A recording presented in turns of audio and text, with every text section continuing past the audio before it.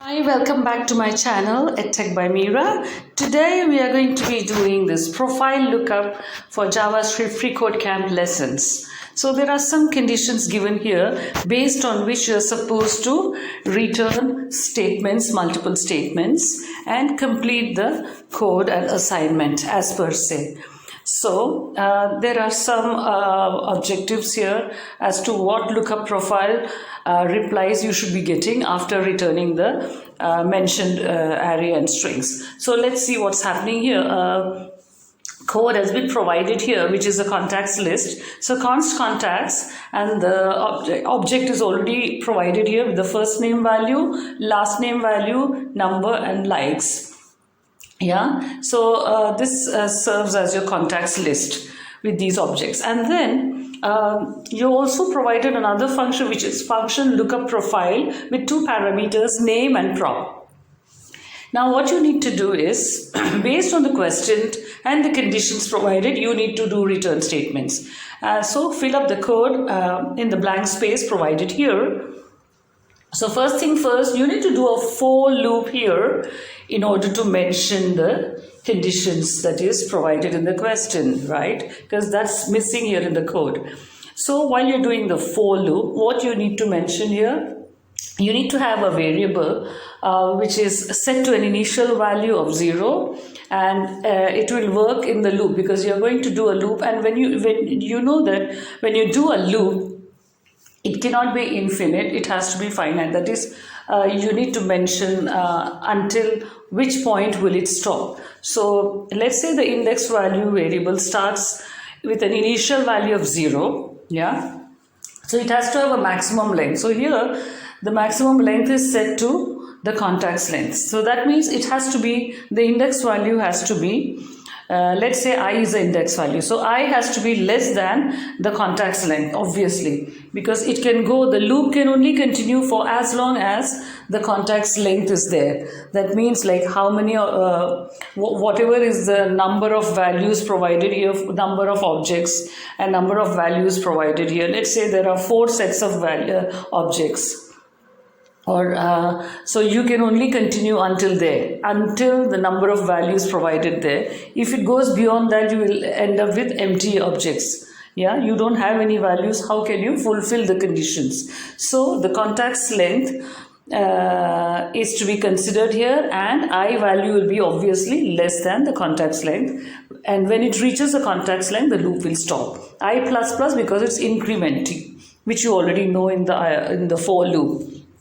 So, and then the conditions, we start with the, we'll be doing nesting conditions here because there are a couple of conditions which are more than one. So, the first condition, if the contacts at that position of I, which is index I, because you know index means like starting, say you have a list, so the first item will be 0, second item will it has an index position of 1, third has an index position of 2, etc. So here let's say they have 5 or 6 items, so I will serve as the position of the item. So contacts I, yeah, dot first name. So that means here, as per the condition given in the question, the first name will serve as a name. So that particular contacts at position I has a first name. So the first name of the contacts at that position I will serve as the name of the contacts. So that is the condition 1 given. So the first name will work as a name for that particular contacts at that ith position or the index I.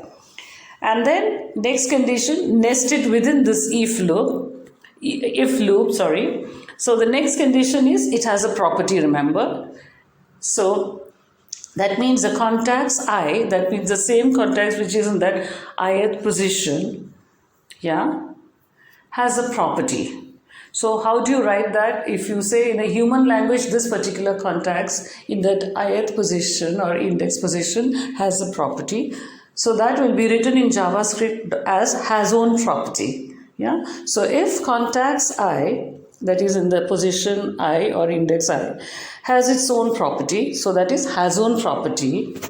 And what is that property? Parameter in the argument prop. So this has been already provided here, that it has a property. If it has a property, it would be prop. So in JavaScript, you write it as if contacts with an index I has its own property, which is prop. So it will be written in the argument or as a parameter to say that if it has its own property prop. That means if prop is its property, which is as provided in the question, then what happens? What do you need to return? Sorry for the spelling, it has to be prop. So what do you need to return? Go back to your question, you will find you have to write something regarding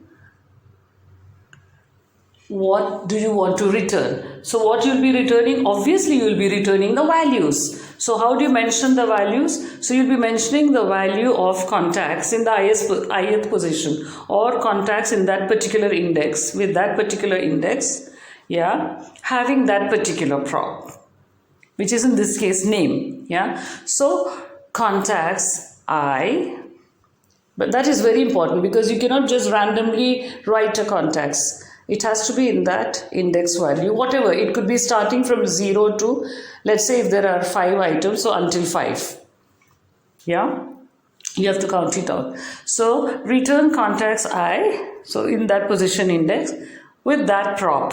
So you write it out as in square brackets, the index value as well as the property prop. So that is how you will return the value of that contacts in the position of index I with the property prop. Yeah, so this is the value that you're returning of that contact with the index I and with that prop. So this one value, this is the value that when you return. So obviously if a contacts has a property and if a contacts as first name serves as a name, then you'll have to return the value of that contacts which is in that position of I with that particular property prop. So that is one. Now you have to consider the other conditions. What happens and what you need to return. So that means else. So that means if these two conditions are not fulfilled, as usual in if, that's what we do, right? So inside this loop it's simple. If the contacts doesn't have a property, straight after the property you can say that. So what do you need to return?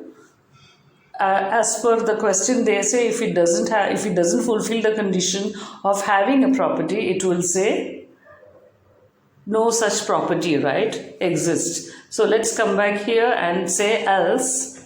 That means if these two conditions, especially the first, you consider the property. If there is no property, then you will return else return no such property within the inverted columns. Return open and close inverted columns. Don't forget that because that will be the return statements in your UI. So return no such property. That is the instruction as per told to you. If it doesn't fulfill the first two conditions, if doesn't fulfill the condition of a prop, you need to return no such property. Now you have to consider one more one more item that you need to return, one more statement that you need to return. That is when regarding the contacts. Okay, so now you come out of the loop because you already mentioned all the conditions that is to be fulfilled. You've also written what you need to return if the particular context doesn't have a property. So then you come out of the loop and say, that means if even these two things doesn't happen, no such property, the first name is not a name, no name at all. So that means it's worthless looking for it, right? Worthless continuing with the loop. So then what you do, you have to come out of the loop. Yeah. How do you even continue with the loop if there is no such name? Property also not there. So you say no such contacts. You don't want to continue with the loop. So you come out of the loop and say no such contacts. Because it's baseless continuing with the loop. So that's why you come out of the loop and say no such contacts. I hope you understood why. Yeah. And then that's it. So let's check it out. Let's check out the result.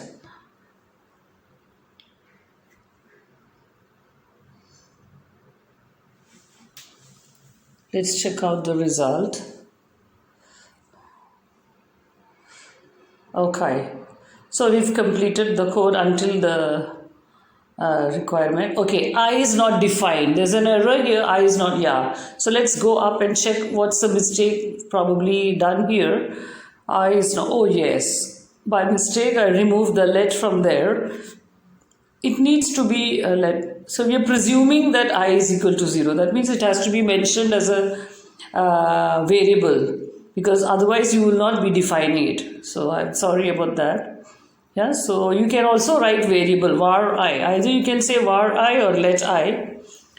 Yeah. In this case, you can also test with var I, it will work. That is variable I or let I, meaning presuming let I. So we are presuming that the initial value of I is equal to 0.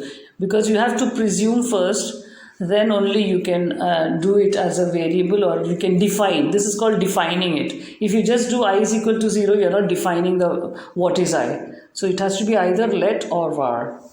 Yeah. And then there you go. Let's check it out. Let's check out the result. Yes, it's working. So you submit and you're done. So I'll be doing more such lessons. Remember to click the subscribe button, the bell button, and also share and like to support my channel for more such free tutorials in JavaScript and React.